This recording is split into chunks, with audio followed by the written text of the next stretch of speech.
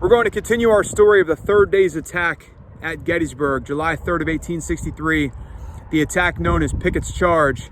And here I am next here at the area of the copse of trees. You see that grouping of trees, and 12,000 Confederate soldiers were heading towards this area. Now, where we started our journey on day 3 at Gettysburg was at that monument in the distance in the middle of the trees. I know it's extremely tough to see, but the Confederate attackers started at that Lee Monument. That's where the right flank of the attack was. And then it continues to the North Carolina Monument over here.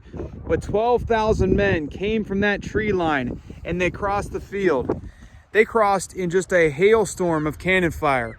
First off, you had hollow balls that would break up into shrapnel once again. And you also, once they got closer towards the Emmitsburg Road, where you see the car driving right in front of us, where you see those farm fences, once they got there, they were within canister range and they were getting blasted like crazy with those 48 balls, sometimes even 96 balls firing out at over 700 miles an hour, ripping off limbs and more than that.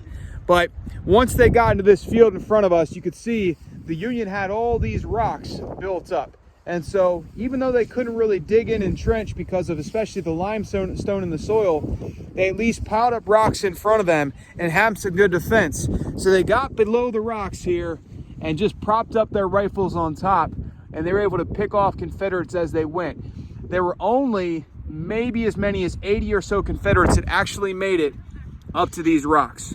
But most of those Confederates didn't even get past the road in the first place. Now, one of my favorite stories of the entire day has to do with two great friends by the name of Winfield Scott Hancock, who you've heard of before from the Battle of Gettysburg here, and you may also remember from Fredericksburg, but a great corps commander for the Union. Winfield Scott Hancock was best friends back in the California days, back when they were fighting in the frontier, back in the 1850s, best friends with Lewis Armistead. These guys were roommates, and before they left each other, Lewis Armistead out in California said to Winfield Scott Hancock, he said, and Lewis Armistead was a Virginian, and he said, "If I ever meet you on a battlefield, may God strike me dead."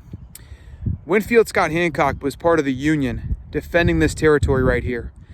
He actually gets shot in the middle of the fight, and he refuses to be taken from the battlefield, and he tries like crazy to spur on his men and stay fighting.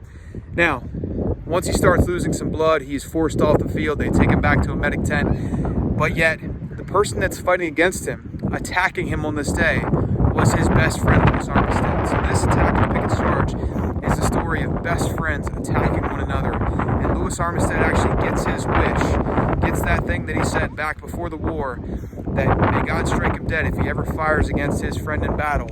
And this marker right here is dedicated to the location where Lewis Armistead went down. So Lewis Armistead did break through the rock line, but eventually he ends up getting shot.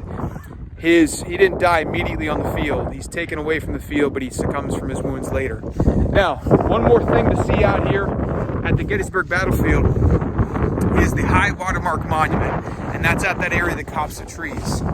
This is set there because this is the closest the Confederacy got to winning this war.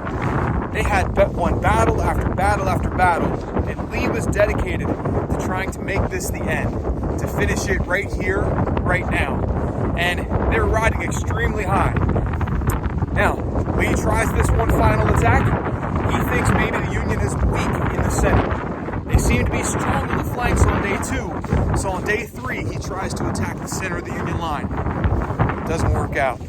Those 12,000 men, well, you've heard about George Pickett. Pickett lost his entire regiment here, or more than his regiment. He lost his entire division here fighting at Gettysburg on the 3rd day. And then the attack just gets blown to smithereens by the Union because they could see the entire thing, and a lot of the men didn't even get close to the rock line. But this area here, this book, is dedicated to those soldiers for the Confederacy that made that attack. And they call it here, you can see it says Longstreet's Assault. Now, a lot of us, we call it Pickett's Charge, but it also goes by that other name of Longstreet's Assault as well. But what you see here are the battalions and divisions, the groups that are part of Pickett's Charge. And this is the closest the Confederacy would get to winning the entire Civil War.